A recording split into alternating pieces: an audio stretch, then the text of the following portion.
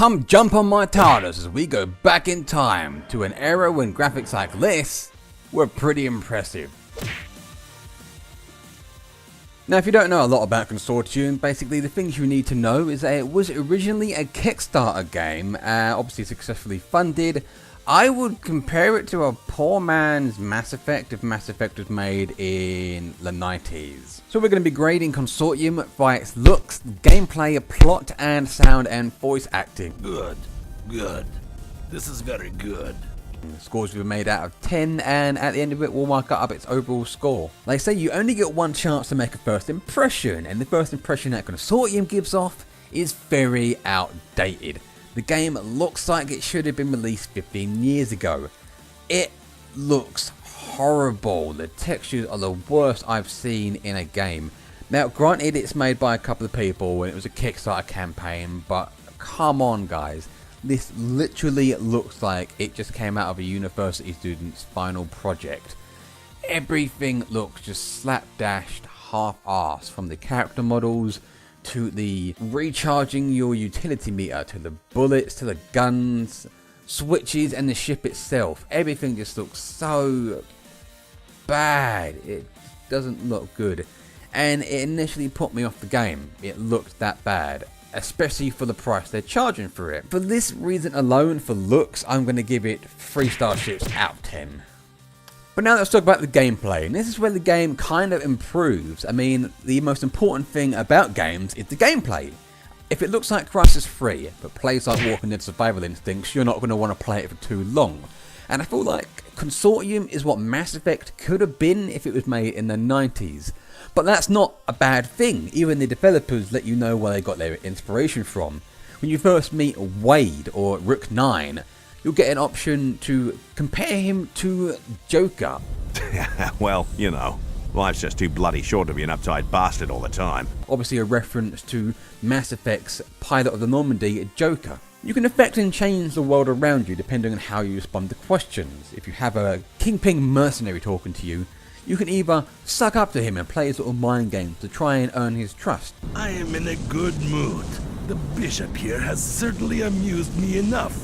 Let me hear your proposal.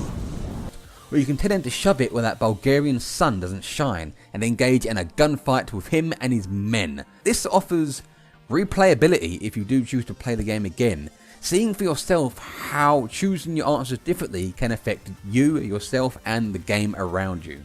But in terms of actual combat, the game is pretty awful. NPCs will often just stand there taking your fire while rarely making a dent in your armor or health pool. And if they actually do somehow manage to damage you, you can just repair your health and armor over time by using the heal or repair buttons on your hotkey.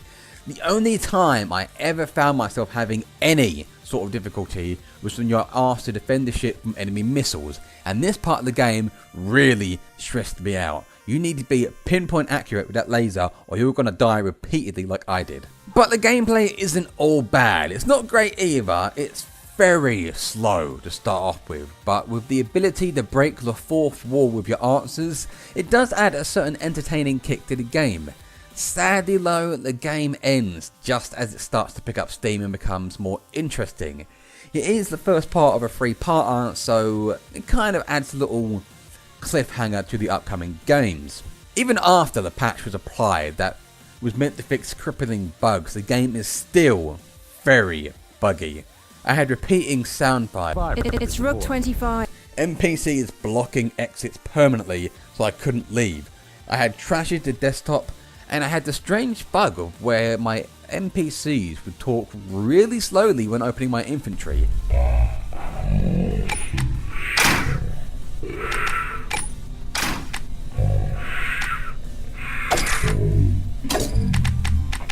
This kind of caused me to lose track of what was saying. Oh yeah, and there was that tiny bug where my save games randomly kept being deleted.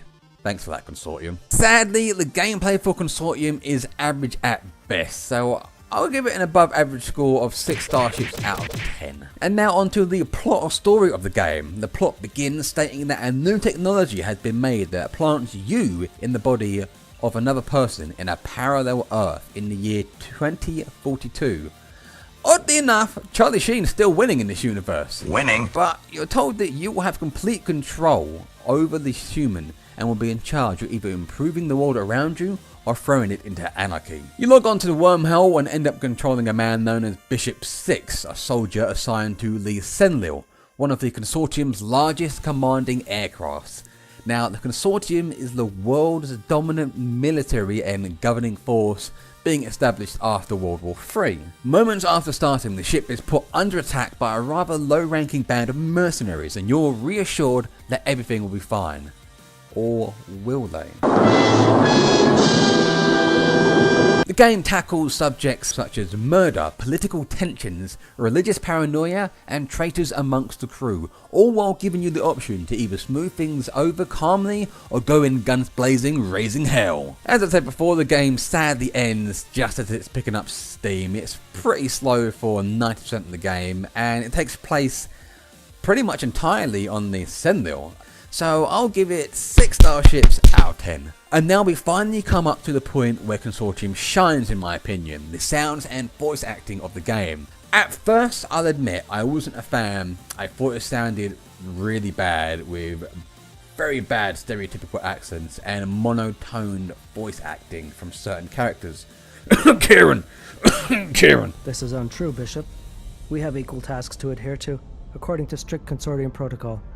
But as the game progresses, you realise that he's not just a terrible voice actor, but that's just the way Kieran is, an emotionless, even socially awkward sounding person. This pawn is dead. No shit, Kieran. Your lack of compassion, brother, is really getting on my nerves. Also, the music and sounds that go with the game are brilliant, from the ambient sounds of the ship to the shots being fired from the gun. At least on this end of the game, it seems polished and well worked on.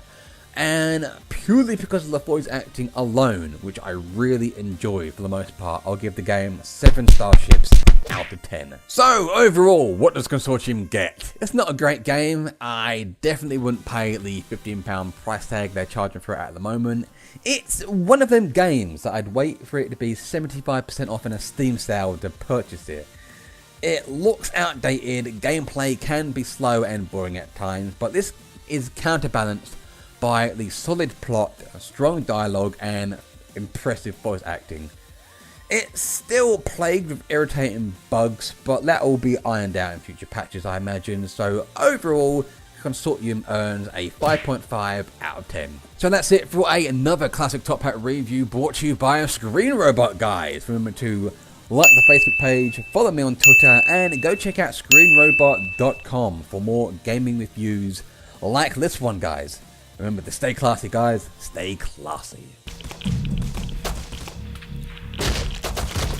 Wait, we can do this.